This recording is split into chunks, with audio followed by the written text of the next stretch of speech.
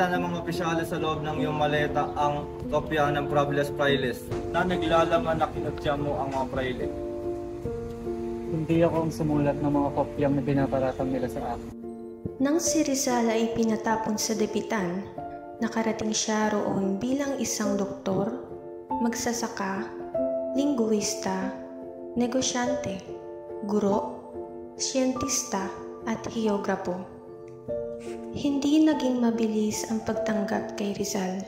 Gayunpaman, pinagtuloy niya ang pagtulong sa mga mamamayang nangangailangan upang iparamdam ang pagmamahal at pagpapahalaga.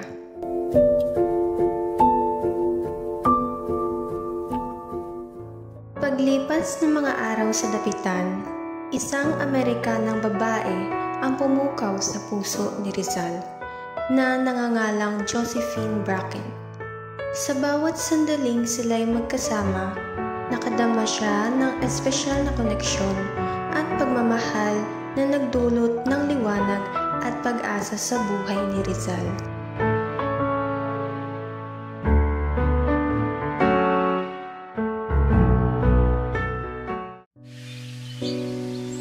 Bali-balita na nangangailangan ng Espanya ng isang doktor sa Cuba. Marahil madaming kailangang gamutin ng biktima mula sa luma. Sa kanyang nabalitaan, dali-dali siyang nagsulat ng voluntaryong magdoktor sa Cuba.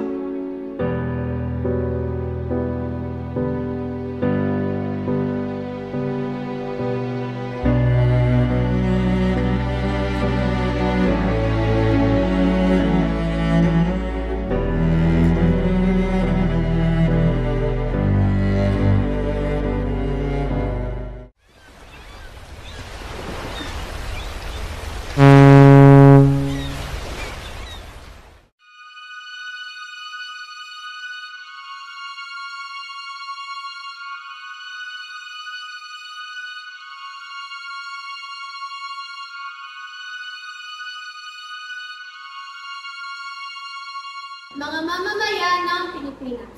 Si Jose Protasio Mercado Rizal Alonso E. Realonda ay nasasakdal sa korte dahil sa rebelyon, sedisyon at masamang galak laban sa Espanya. Isinampa ito ng mga Kastilang autoridad na nagsasabing sangkot siya sa pakikipagsagwatan sa mga kasapi ng katipunan para sa pag-aaklas laban sa pamahalaang Espanya. Gracias, Senyor. Ngayon ay babasahin ko sa iyo ang mga ebidensya natin sa iyo. Una, sumulat si Antonio Luna kay Mariano Ponce na nagpapatunay ng koneksyon para sa reforma ng Espanya. Pangalawa, sumulat ka sa iyong pamilya na ang pagpapatapon ay maghihikayat ng himagsikan. Pangatlo, sumulat si Marcelo del Peral kay Leonardo Arellano na nagpapatunay na may kinalaman ka sa propaganda laban sa Espanya. Pang-apat, isang dokumentong masonika ang magpapatunay sa iyong himagsikan. Ngayon, sabihin niyo sa akin na walang kinalaman si Dr. Jose Rizal sa mga pag-aalsang naganap laban sa mga Kastila. Hindi ba nalalapat lamang ang parusa sa taong masahol, sa hayop, walang modo at walang utang na loob? Nalalapat lamang sa isang taksil na tulad niya ang mamatay. Ngayon naman, ating pakinggan ang banig depensa. Aking tinatawag sa hukumang ito si Kapitan Luis Andrade. Gracias, Senyor. Justidas, no ang kasalanan niya. Hindi niya pinabagong batas nang harapin niya ang simbahan ng Espanya. Bago kayo maghatol, tignan niyo ang inyong sarili. Gusto niya lang pantay ang trato ng Kastila sa mga Pilipino. Huwag kayong magmamadali sa hindi tamang parusa.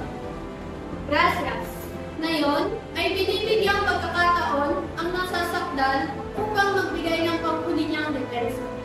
Nagtagumpay ako sa pagpapatuloy ng buhay sa dapitan sa loob ng 4 na taon na inilagay ko roon na puno ng pag-aalala para sa aking pamilya at bansa. Sinubukan kong maging produktibo at nang malaman kong kailangan ng doktor sa Cuba, agad ako nag-voluntaryo.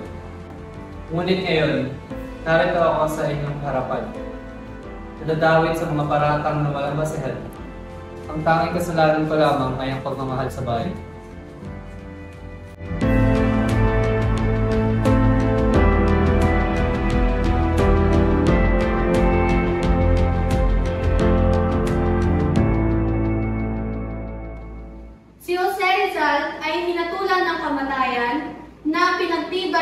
Gobernador General at ipinatupad sa Bagong Bayan itong Disyembre 31,896, alas 7 ng umaga.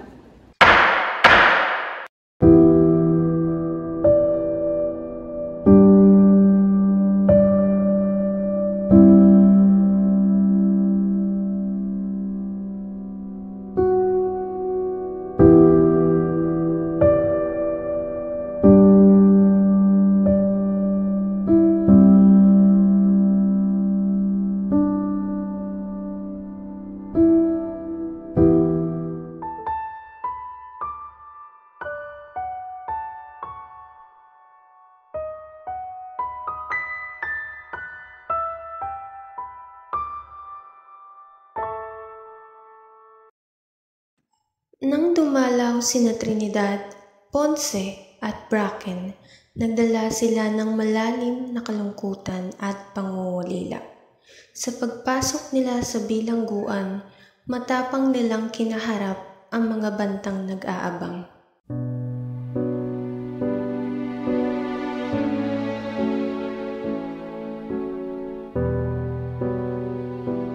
Mayroong sikretong sulat sa loob ng lampara.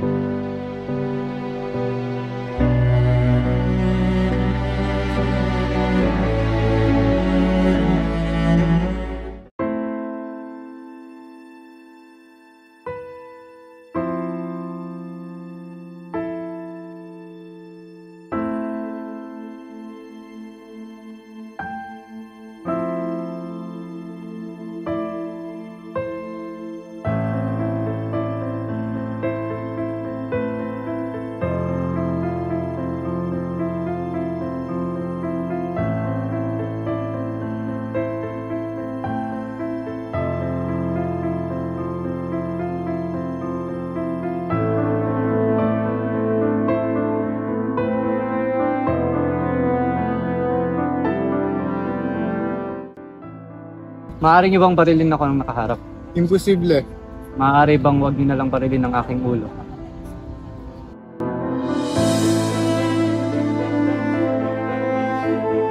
Consumatomes. Colabia!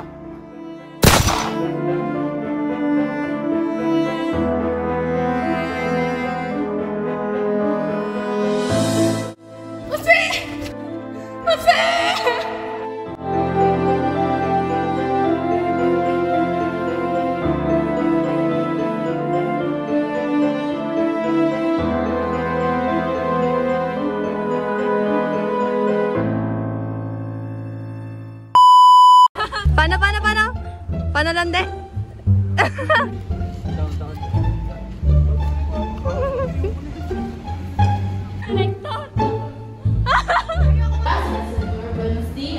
Hala! Sige, tutuloy. Una, ay. Tumingin! Buenos dias. Ano ang kasalanan niya? Ayan. Ganyan na lang siguro.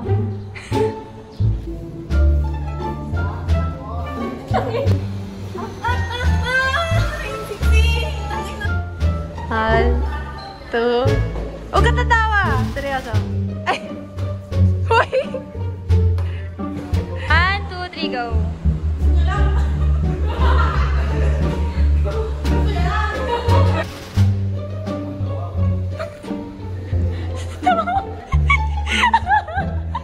Hanggang sa ginagawa ko dito. So, kung iisipin nyo, tutuloy tayo. Ay.